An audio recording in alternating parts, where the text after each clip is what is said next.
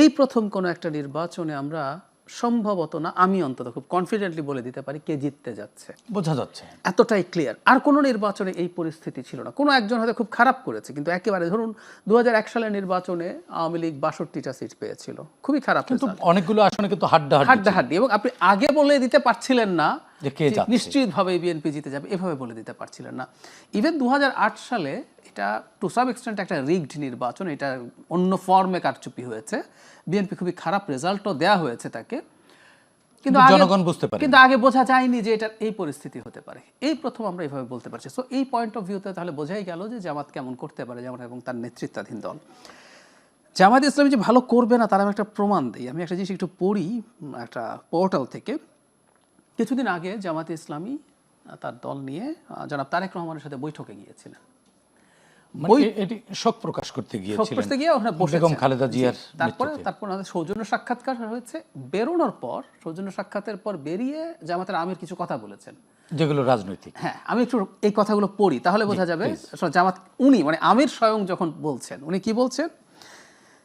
ওনারা বলছেন, আজকে এই নিয়ে আমরা আলাপ আলোচনা করেছি, আমরা এটাও বলেছি প্রিয় দেশের স্বার্থে অতীতে আমরা একসাথে কাজ করেছি, আগামীতেও দেশের স্বার্থে ইনশাল্লাহ একসাথে কাজ করবো। আচ্ছা, তারপর বলছেন তারেক রহমান সহ বিএনপি সবাই একই আকাঙ্ক্ষা ব্যক্ত করেছেন। এরপরের জায়গাটা খুব ইম্পর্টেন্ট।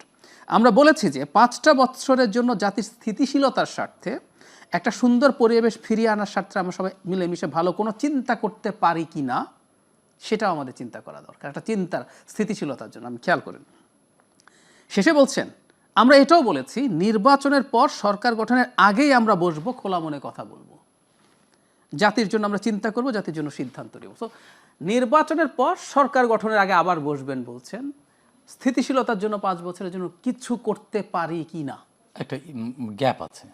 তার মানেটা হচ্ছে, আমি এখন খোলাখুলি যদি বলে, আমি যেটা পড়ে বুঝি, উনি এটা বার্তাও দিতে চেয়েছেন, আবার সরাসরি বলে ফেলতে চাননি, সেটা হচ্ছে একটা জাতীয় সরকার বিএনপি তৈরি করবে অনেক দিন থেকে। এটা ইভেন শেখ হাসিনার সময় থেকে, 2022 সাল থেকেই তাদের একটা এক ধরনের প্রস্তাবনা আছে।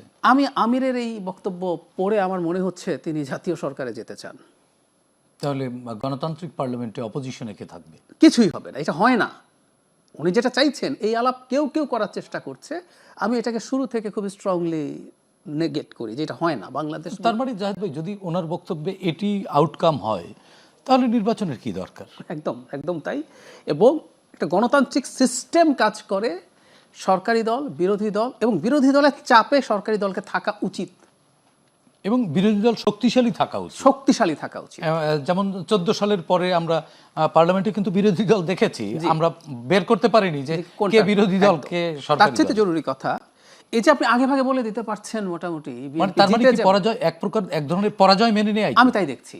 এবং উনি বিরোধী দলেও থাকতে চাচ্ছে না, তার মানে আমি ধারণা করি ওনার সংখ্যাটাও এত ছোট হতে পারে বলে তিনি ভয় করছেন, মানে বুঝে ফেলেছেন যে এই সংখ্যা নিয়ে, আমার ইন্টারপ্রিটেশন এরকম, মানে এই সংখ্যা নিয়ে বিরোধী দল হওয়াটাও তাদের জন্য প্রবলেম্যাটিক হবে।